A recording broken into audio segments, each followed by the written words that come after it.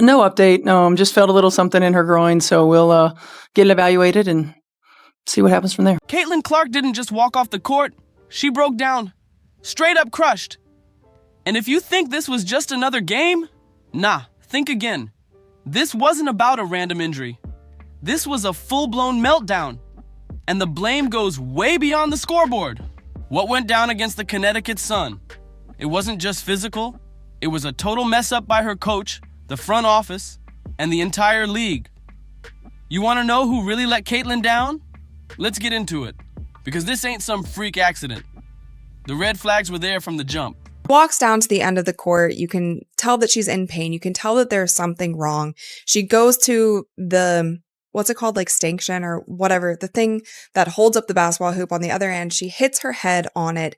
She is fighting back tears and she walks straight over to the bench. Now, when she goes over to the bench, she starts crying. And I've honestly never seen Caitlin Clark cry on the court except when she lost the national championship game. She keeps it together no matter what is happening.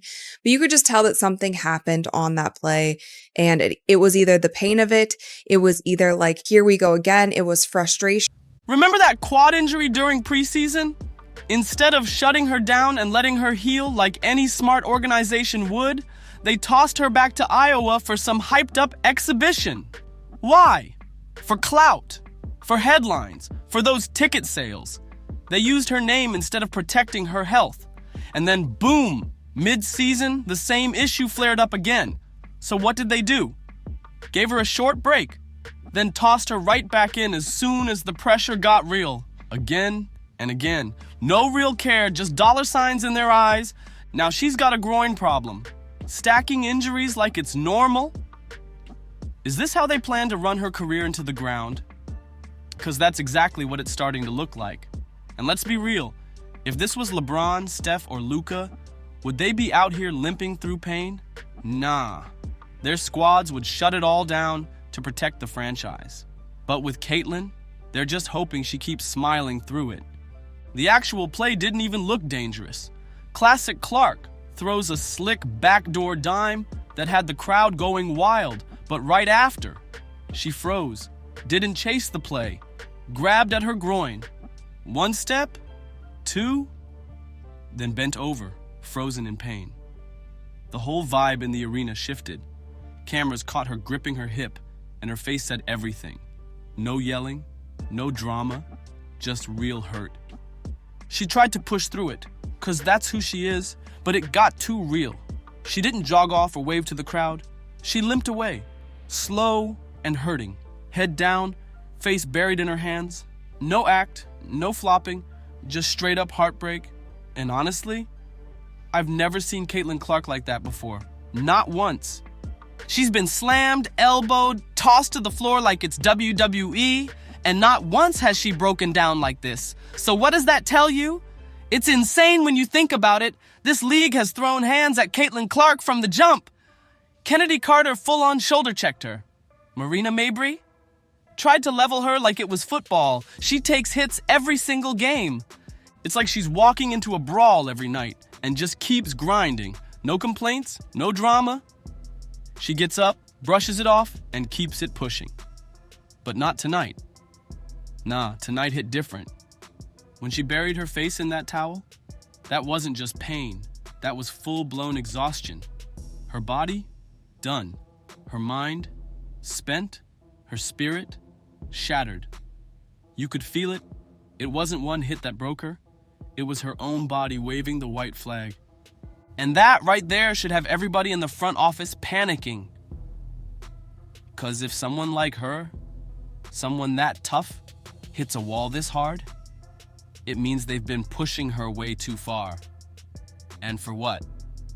A win over the Sun in the middle of July? Another sold-out crowd? What's the real price here? You don't run your top star into the dirt before the All-Star break and expect her to keep smiling through it. What do you think was running through her head while she sat there crying into that towel? Maybe she's finally questioning everything. And just when you think it couldn't get any messier, boom! The refs jump into the chaos. From tip-off, they let Connecticut get wild.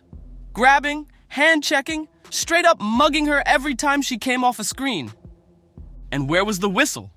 Nowhere. By the third quarter, she'd had it. You could see her boiling, yelling after every no call. Then during a review, the camera zoomed in and caught her crystal clear. She turns to the ref and says, "Grow up." No sugarcoating, no holding back, just pure frustration. Can you really blame her? This isn't some new storyline. She's been the target since game 1. The only difference tonight? She couldn't bottle it up anymore. And honestly, good, somebody had to speak up. The refs haven't had her back. Her coach hasn't either, so she did it herself. But here's the real question.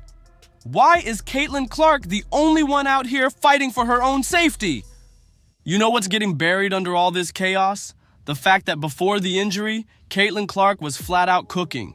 She dropped 14 points, dished out 7 assists, snatched 8 rebounds, and had a plus 21 while on the floor.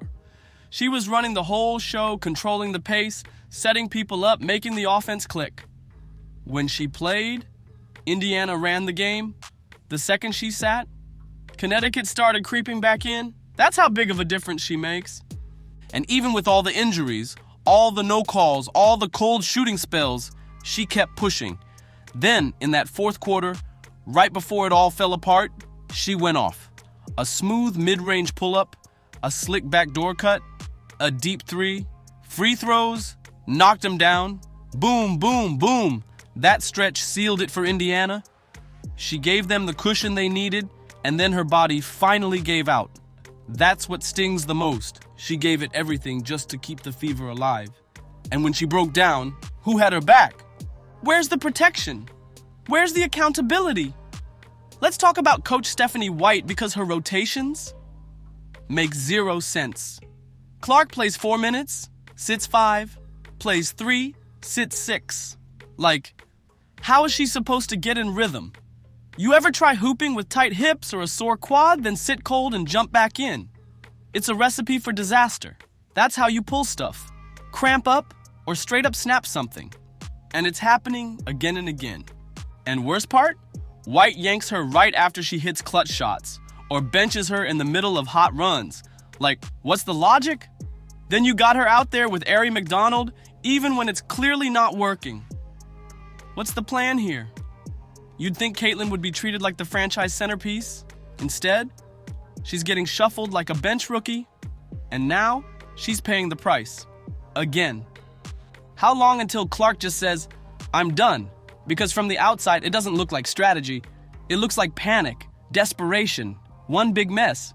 Camp day? Play Clark. All-Star Weekend hype. Push her through it. Groin still sore?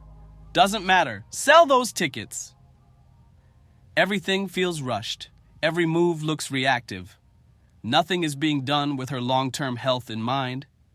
And don't forget, she's being dragged all over the map. Events, flights, media, appearances. When's she supposed to rest? She's battling a quad strain and a groin injury, but suiting up every night like she's at 100%. Is the front office clueless? Or are they just betting that she won't say no? And of course, you heard what Stephanie White said after the game, right? She felt something in her groin. We'll get it evaluated. Sound familiar? Yeah, because that's the same exact line they dropped when she had the quad problem weeks ago. What happened then? She missed 10 days. And before that, same story. Day to day, they said. Then she vanished again. So when they feed us this same line again, how are we supposed to believe it's nothing serious? Let's be real. Caitlin Clark has been coming back too early every time. And every time she gets hurt, worse. That ain't bad luck, that's bad management. This is what happens when you treat injuries like PR spin instead of actual medical issues. When your head coach gives robotic, empty answers to dodge heat instead of telling the truth. That's when the fans start losing trust. And honestly, they deserve better. Caitlin Clark deserves way more than this. She ain't just another name on the roster. She's the engine of the whole machine. The reason the seats are filled, the reason ratings are up, the reason people even care. And if she's not getting honesty from her team, then we're not getting it either. So what's really going on? Are they trying to protect her?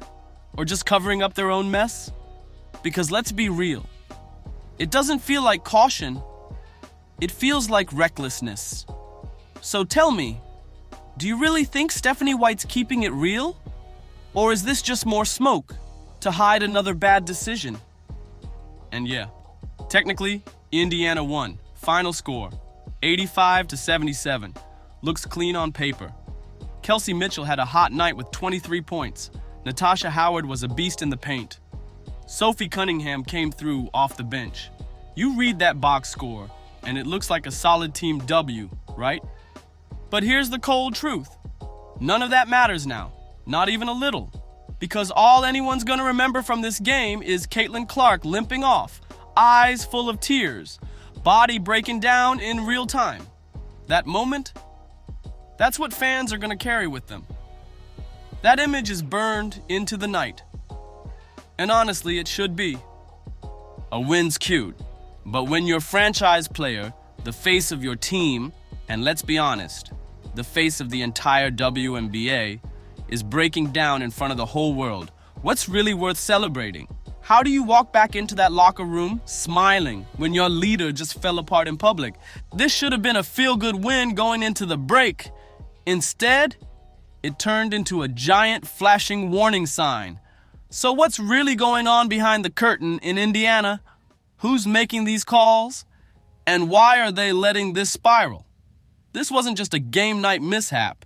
It was a full-on system failure. Coaching, medical, leadership, all of it cracked in one night. So let me ask what no one wants to say out loud. Was that win really worth it?